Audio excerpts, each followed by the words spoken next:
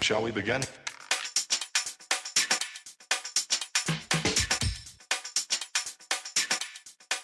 Let's begin now. All right, folks, welcome to a new episode of the Frankly Francisco podcast. I am your host, Francisco.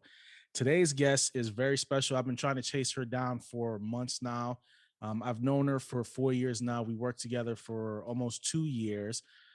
She went from corporate America to being a full-time baker. She's very talented, very creative. Her name is Shawna O'Hara. How are we doing today, Shawna? I'm doing good. How are you doing? I'm good. I'm excited to have you on. So essentially, I think I've told you before, my podcast is we talk about and we try to feature people who are up and comers, people who own small businesses, so we can promote their business. They can give tips to people about following their passion, about what they do. So with that being said, tell me about how you went from corporate America to doing what you're doing now. Well, it kind of everything started by accident, to be perfectly honest. I've always enjoyed baking. It's something I've always done with my mom growing up, my grandmas growing up, usually just around holidays or birthdays. And when I had my daughter, I went ahead and I would always make her birthday cakes, and we'd always do our annual Christmas cookies, like 5 or 6 different kinds of cookies. And then just kind of as social media and YouTube and things became more relevant and you started seeing these bakers doing things, my daughter, who kind of encouraged me, she's really artistic. So we started playing around with some of the different techniques with some of our cookies and posted them on Facebook, just like, look what we did. And people started asking me if they could have those too. And then just making my daughter's birthday cakes and, getting ideas and things, people were impressed and started asking me for those. So it just kind of took off from there. And I see, I follow you. Obviously, I follow you online, and I see. I mean, you're so creative when it comes to these designs. Like, is this stuff that you just see from other places, or you come up with this stuff off the top of your head? Usually it's really funny. As soon as somebody comes to me and asks me about a cookie or a cake, and I start getting kind of a feel of what it is that they were looking for, my brain just automatically starts going into this like overdrive. Like I didn't even realize that I had that artistic side of me. Like my abilities growing up were music, dance, things like that. If you would have asked me to draw something or be, creative that way, I would have been like, oh no, not me. But when they come to me with what they want and I start kind of asking questions, my brain just kind of just goes like I'm designing this cake into my head. And then I will go on to like kind of Pinterest or something like that just to kind of get an idea, see what other people have done, and just with the vision that comes from there and what's kind of going on in my head, I just end up coming up with something. And a lot of times people tell me just, they trust me, use my own, judgment, do whatever I think is right. And sometimes it's intimidating and I'm worried I'm not going to be able to pull it off. But so far it's worked out really well. I mean, I see some of the creations you have and they look spectacular. I mean, I'm like, wow, this is like showcase type stuff that you would see on these baking shows that they do. You're really, really talented. I'm not blowing smoke. I'm serious. I seen cookies that you just put on the site now with the little nurses suits and everything else. And it's just amazing how detailed you are. Now, here's my question. Are you ordering these cookie cutters, or I mean, how are you creating the molds for this stuff? Funny you should ask that. So yes, literally just as of a few days ago, every time somebody would ask me for something, I would go straight onto Amazon, or my local store, craft store, and see if I can find the actual cutter. If I could not find a cutter, then I would go just onto Google and do a clip art, and I would literally just cut it out, and I would put it on my cookie dough and use an X-Acto knife to go ahead and trace out the shape of the cookie because I couldn't find a cookie cutter. But just the other day, I became the proud owner of a 3D printer. Nice. Yes. My husband's kind of on the geeky side, and he's been talking to me about a 3D printer for well over a month now. And, just kind of didn't really think too much into it. And then we've literally had this printer hooked up for 2, 3 days now, and I've already printed off like over, I think, 5 or 6 cookie cutters for upcoming orders, that I will no longer have to order myself because sometimes they're really hard to find. And if it's a really complicated one, I've gone to Etsy, which loves supporting anybody, that's doing it. But I'm gonna invest in myself in a little bit now. So Well, I mean, I think you have to. I mean, especially when you have a passion for something. And I truly believe you have a passion for baking. I can see it yes. by the work that you put out there. But the fact that you invested in a 3D printer, that tells me you are betting on yourself, and that's paying off. For people out there that have a passion for baking like you do, what is it that you can? How do you think they should start out? I mean, should they start out like you did, just being a home baker and getting people to, sample stuff like you? When we used to work together, you used to bring in the lollipop cupcakes, used to, and this was homemade stuff. This wasn't stuff that you were buying from the store. Right.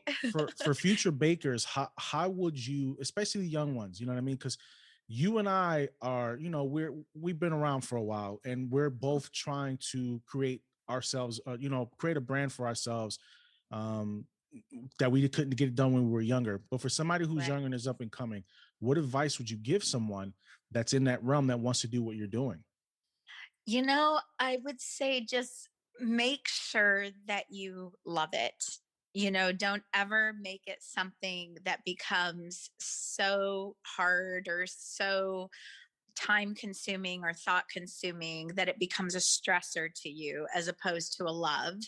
And that's one of the things that I'm enjoying by kind of doing it out of my home and having that control is that I can dictate my schedule. I can control how much I want to do versus not wanting to do. Um, I try to make it very clear. I am self-taught. I just, this is something that I've done through my cookie recipe. My cutout cookie recipe is truly my great grandmother's, that she wrote down. In fact, it was funny when I got her recipe, I didn't even, instead of butter, she had written oleo. I didn't even know what that was. I had to look it up because I was like, who uses that word? Right. So I would say that that's the biggest thing is just making sure that you're really enjoying it, and and you're putting out the best that you can be. And I feel I do that by being able to control my orders and how much I'm doing at a time, and that I'm not overbooking and things like that. And just I'm all about taste, so that was something I really focused on too. For people getting started in this, is I've always kind of carried this motto in my head that there's no point in being able to do this if your stuff doesn't taste good. Right. Um, I hear a lot of times, these people will tell me stories where they ordered this like ridiculously expensive cake from this, nice bakery that, everybody's heard of or whatever. And it was dry, or it was beautiful, but it didn't taste really well. So I'm really big on how my stuff tastes. I'm open for criticism. I love the feedback. Please tell me, was it too dry? Was it this? Was it that? Because I promise you, if you order from me again, whatever you thought was wrong the first time, it will not be wrong the second time. Well, it's a it's a learning curve. We always It is. gotta learn. I mean, you bake and then you figure out what works for you and what doesn't work for you, what flavors work for you and what flavors doesn't work for you. So let me ask you a question. With the way society is now and everybody's being more health driven, are you able to do like gluten-free baking? Can you do dairy, non-dairy? I mean, have you done any of that for the folks out there? I have. I got asked to do my first vegan, Oh, like vegan, huh? full on vegan cake. It was thankfully a carrot cake. So my carrot cake, that was pretty easy. Just had to change up, some of the ingredients, but they wanted a cream cheese frosting on it, all vegan. And that was hard. That was a learning. I ended up giving that cake away for free. Really? I did because I am my worst critic. So the frosting on a vegan cake, it's much looser. Stick? It's not as stable Ah, as say when I'm using just butter, cream cheese, powdered sugar type deal. So to me, the cake didn't meet the standards of what I had envisioned in my brain for it to look like. And since I felt like I pretty much experimented with this person's birthday cake, I ended up, it was just a small one, but still. And then I did my very first. I've had a few people now ask me, they want my cookies, but they want them eggless. Um, eggless. They wanted the eggless cookies. Yep, they wanted eggless cookies, and I use meringue powder in my royal icing. So I went ahead and critiqued the recipes following the guidelines that they suggested when eliminating egg from your recipes.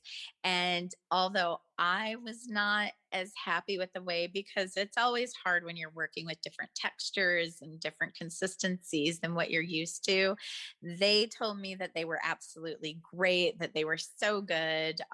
They really enjoyed them. So I'm open to trying things, but I do enjoy just the old fashioned full on butter. My cakes are not fat free. So what was the end result of the carrot cake? What did they say? They said it was really good.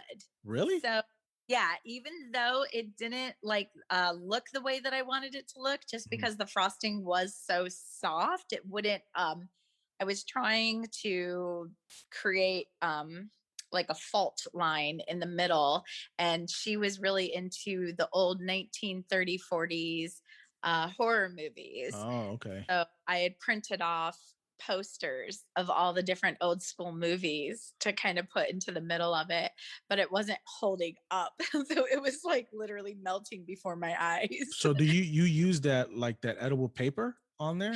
Yeah, I also invested in an edible printer. Oh, okay, you Um, got an edible printer. That's nice. yeah, so I use it's basically just a regular printer. You just use edible ink, food Huh. coloring, and it works just like a regular printer. And I use it when people are wanting something that's maybe a little more specialized or detailed, or they're wanting the exact replica of, that I'm not able to hand pipe.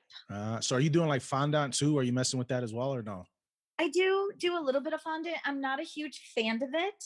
Most people rip it off. They like the way that it looks in terms of the smoothness, but in the Yeah, end, he really likes the taste of it. it's too thick. To me, it's way Yeah, too and it's thick. very, very, very sweet. So I will use some fondant for some detailing or to create maybe a certain pattern, but I've even started experimenting in buttercream, and I that's my favorite palette to work with. Yeah. And working with different textures and learning different things so that I can almost create that exact same look with the fondant that I do with regular frosting. So how are you cataloging every creation that you make? How do you keep a record of all that? That way, hey, this I did this I did that. But I mean, you got to keep a record of what you make.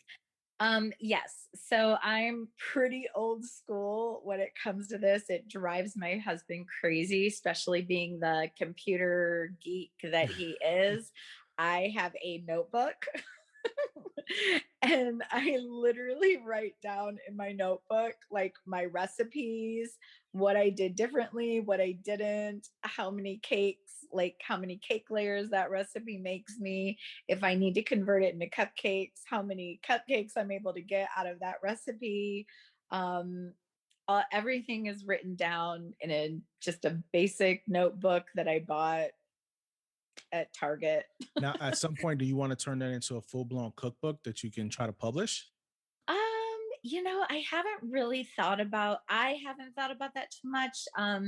We do have a app. My husband keeps telling me I need to go in and put all my recipes in there. That kind of does that. It labels them and, Oh, okay. writes them all out, maps them all out for you.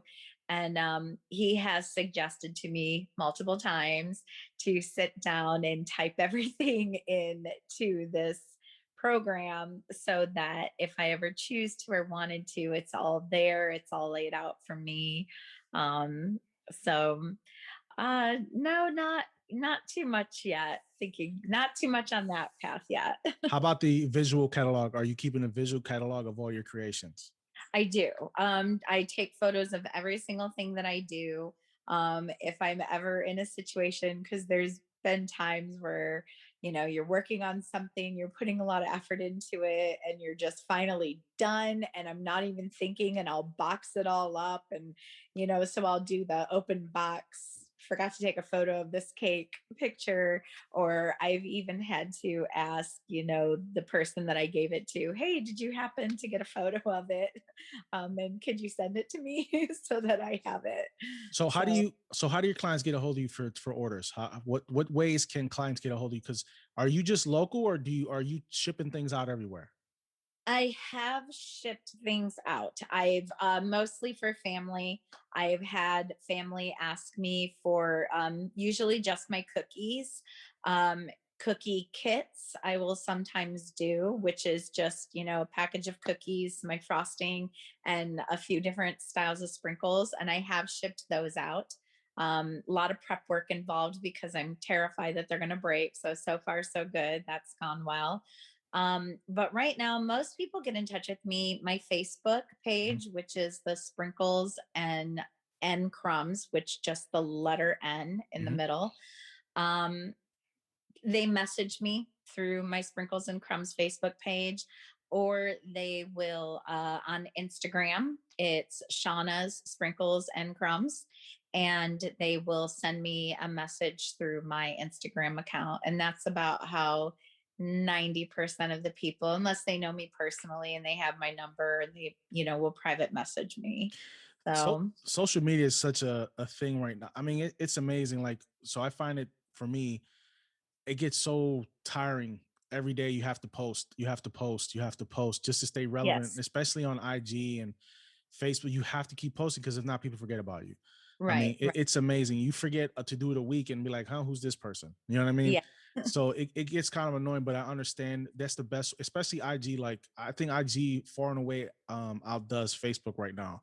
Like, absolutely. you get more people on IG than you do Facebook. And people look at your photos, they won't comment or they won't like, but they'll look. You know what I mean? You'll Yeah, see it. yeah. Especially when you post videos. Like, I posted a few videos. One's gotten almost 1,000 views, another one's gotten 68.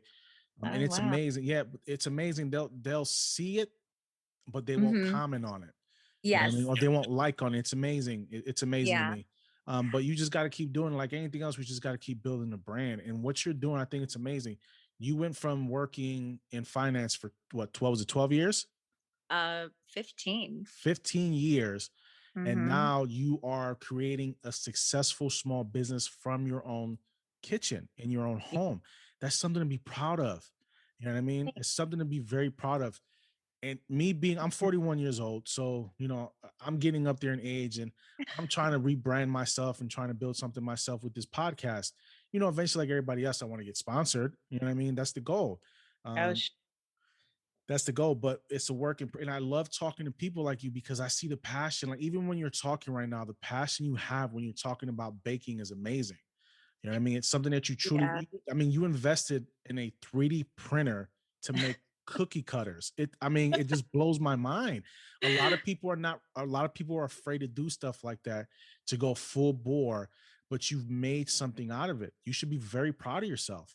Thank you. I am. I what keeps me motivated is there's nothing that makes me happier than seeing somebody's face or reaction when they take a peek in their box when I give it to them, or they have a look at it, or you know, it just seeing their faces and how happy they are, and these little kids. And I'll think that I did this mediocre job, and they're just over the moon, and that just takes my heart to a level that just validates to me how much I love this and how much I love doing it for people. And that's a huge drive. That's a huge drive for me, But is just how happy they are. you're doing it with love, and that's the thing. You start out with a recipe that you got from your grandmother, and you're just building on that. Now you're creating recipes yourself. Now you're tweaking things and you're making things in your own image when it comes to your baking. Yeah. And that's how it should be. You need to take something and try to make it better. You know what I mean? Yeah. You take Yeah. something and try to create something of your own, which you're doing. Um, so eventually, do you think you're going to expand out to where you have your own website where people can actually go on and order? Place orders, it's something that I've thought about. I've kind of always said that if I was able to not work and I could just do this full time, because as much as I love doing cookies and cakes, I've also played around with making, pastry cream, and doing pâte à choux, and doing all these other different types of levels of baking, cinnamon rolls and sticky buns. And I love doing all of those types of levels too. And so I was saying how nice it would be, if I was not working, to be able to kind of make a menu of Nice. what I'm offering. This is what I'm going to have available. Um, I've only been, it hasn't even been a month yet. I'm still trying to find kind of a balance. And right now, just with orders alone, with it coming into wedding season, graduation season, I'm completely booked. I've been booked all the way through June, since about March. February, March, started booking into June. Wow.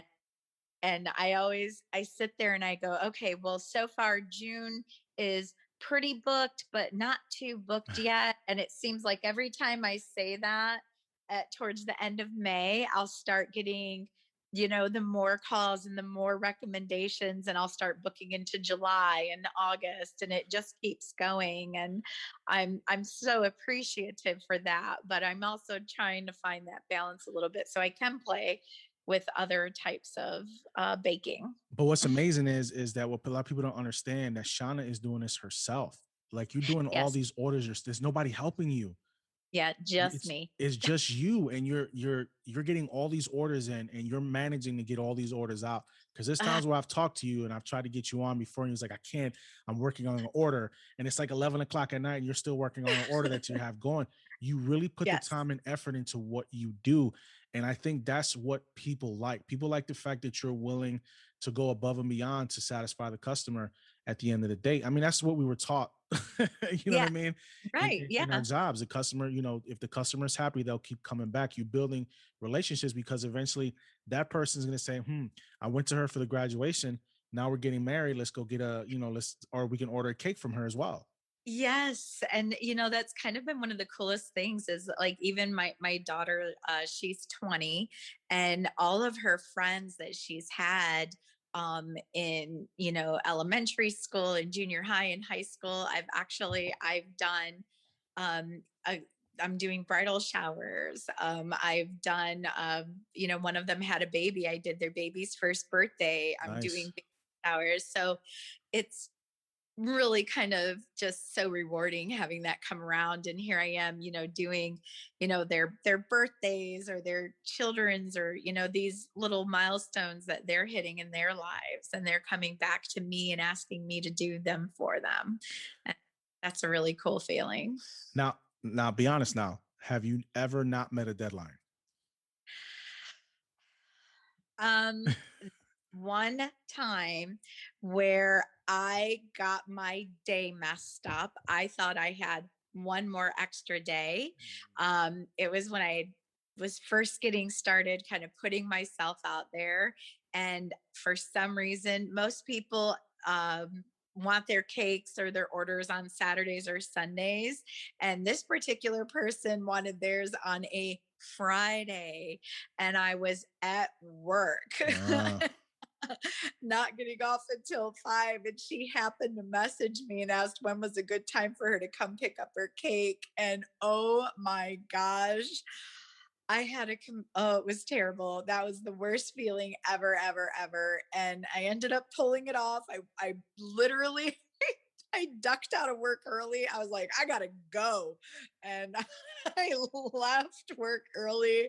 I went home. It was the first time I recruited my husband. And I was like, you do this and you work on that. And I'm gonna do this. but you pulled it off though. You pulled it off We at the end. pulled it up. We pulled it off. It wasn't, I was so devastated. So now it's really funny. I actually had a friend message me today about her daughter's 21st, which happens to fall on a Tuesday. And she told me the date she wanted the cake. And I was like, yeah, we went through all the details, talked about everything. And then I realized that it was a Tuesday. So I messaged her and I was like, hey, I just want to make sure that you really want this on a Tuesday. Yeah. And was like, no, I really do. I was like, okay, I always want to make double check on those weekday orders. So, So on a serious note, now when it comes to any yes. business, okay, Mhm. we sometimes we get overwhelmed, and this is Yeah, for anybody. So sure. for somebody who's in a small business like you are, when things start to become overwhelming, how do you handle that type of pressure? Because it is pressure, even if you're doing a small business from home. There's pressure to meet orders. There's self doubt that you have in yourself that you can get this done. That it's going to take. How do you cope with that? And what advice would you give people who are feeling that pressure right now when they're trying to build something for themselves? So I would honestly say, because yes, like I mentioned earlier, I am my biggest critic. Mhm. And one of the things that I had to remind myself of, actually, a couple of things I had to remind myself of is one, not every single person that you bake for is going to call you up and let you know it went well. So don't freak out when you don't hear from them the next day, or they don't say anything. Just let those things go. Two, not everybody's going to like you, you know. Even if I feel like maybe because I didn't hear from them, something was wrong, it's usually more me than them. And I get feedback down the road, that it was great, or they come back to me again. Um, to, I'm learning this. So, for example, I have a very large order coming up that I committed to. Um, in 2 weeks time.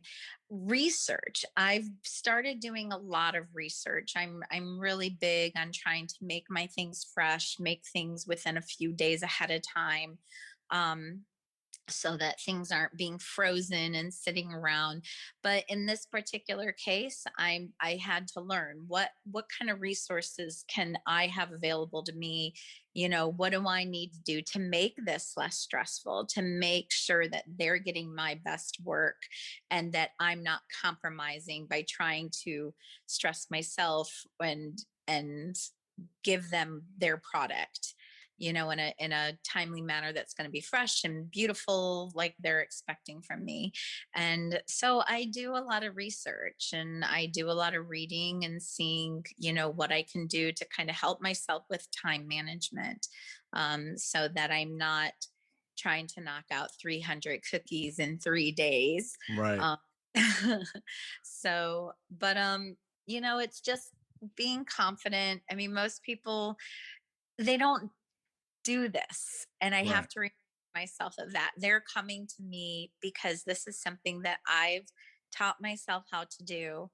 And even though I'm my worst critic, when they see their cookie or their cake, they're so happy because it isn't something that maybe they would have been able to do. And I try to keep it reasonable. I'm not going to charge you $180 for your two-tiered cake. I I take the cost of my ingredients and my time and I try to make it as reasonable and affordable as possible. So And that's why you have people coming back. but you found the way to de-stress yourself by taking a step back every once in a while, looking at the big picture, saying, listen, I need to do better time management so I don't freak out. Like you said, you have a Mhm. an order for 300 cookies. You don't want to have to take 3 days to try to get all that done. Right. You know what your prep time is. You'll calculate all that, all this. I actually see you down the road. Honestly, I could see you having like a pop-up, you know what I mean, doing a pop-up store here, or Mhm. uh having a storefront at some point, even a bakery food truck. I don't even know if they do bakery food trucks. I don't even know if that's a thing. You know what I mean? But I can see you doing something like that because you do it with such passion, and you can hear it in your voice. And I just want you to continue just striving for what you're doing right now. I think it's fantastic. You went from a 15-year career in finance to being a full-time a baker. It's amazing the transition that you made, and you had the strength and the perseverance to do it. A lot of people are afraid to take that step. They really are. Yeah, yeah, it's definitely a little intimidating. But at the same time, it's I don't know, like you, I'm in my 40s and I'm very fortunate. I have my family supports me, my husband supports me, my child's doing well. She doesn't need me 24/7 anymore. She's older and I'm in a good place. So that definitely helped with my decision process on, being able to take that leap right now and give this a proper go. So for the folks out there, let them know one more time where they can reach you at if they want to order some of your goods that you have. Um, Yeah. Go ahead. So on Facebook, you can get me at Sprinkles and Crumbs, and it's the letter N in the middle. So Sprinkles and Crumbs. And on Instagram, it is Shawna's Sprinkles and Crumbs. And if you go to like a website, Sprinkles and Crumbs, that will direct you to my Facebook. Okay, So so they can just go to the website and it'll just click them there to your Facebook to be able to reach out to you and message exactly. you. Yep. It'll direct you straight through. And I have a That phone number, I have my email, everything's there. You can always get in touch with me. That's awesome. I mean, I think that's phenomenal. So listen, thank you for the time. I know you're busy. I know it's been crazy with all the orders you have. I appreciate you taking the time to step out, sit down, and have a conversation with us, letting people out there know that something like this can happen. Something like this can go on. You can change your path. You can try to reach for something more that you didn't think you could do before. I think you inspire a lot of people. I think this podcast is going to inspire some folks out there to go, if she can do it, I can do it. I really do. It's a beautiful thing to see. And I don't think enough people pursue their dreams because some people are scared to take that leap of faith. And Very true. I'm glad you did, because it's not like you were, dependent on your husband. You had your own career. You were Yes. making Oh your own yeah. money. You know, For sure. Yes. Yes. I was contributor to our lifestyle and our income with my job. So, life is short. All too well. I know all too well. Life is short and you're only given a few good years to really be able to do something with it, where you're not relying on other people and you are able to do it yourself. So, do what you love, take that chance, take that leap, go for it, do it. What's the worst that can happen? If it doesn't work out, then you go back to the 40-hour grind, hey, you so know? look at me. I did security for 12 years before I got into finance, and I took that leap of faith. Faith. I didn't think I was going to be able to do it, and I've been the most successful I've ever been doing this stuff. And I'm good at what I do, but I want Uh, to take that next step in my career and do what I'm doing now full time if I can. You know, it, yeah. it just got to keep building it and building it and building and talking to people like you and getting a voice out there. People who are trying, who are passionate about what they do. I want to thank you so much again for coming on the show. Thank It's been a you. pleasure talking to you. You are Same. welcome to come on anytime if you want to talk again. The mic is always open for you. Appreciate Hopefully one of these days when I get back out to Cleveland, we can sit down and actually have a conversation face to face, and There you go. I can actually record some of the stuff that you're doing for the page. So again, Yeah. Shawna O'Hara, she runs her own business, Sprinkles and Crumbs. Again, you can find her on Facebook and her IG page. Go ahead out, folks. Go ahead and order from her. You'll taste the difference in what she does because she does it with love. Shawna, thank you very much. It was good Thank talking to you. Good seeing you. You have a great Same night. Okay. too. Thank you so much. No problem. All right.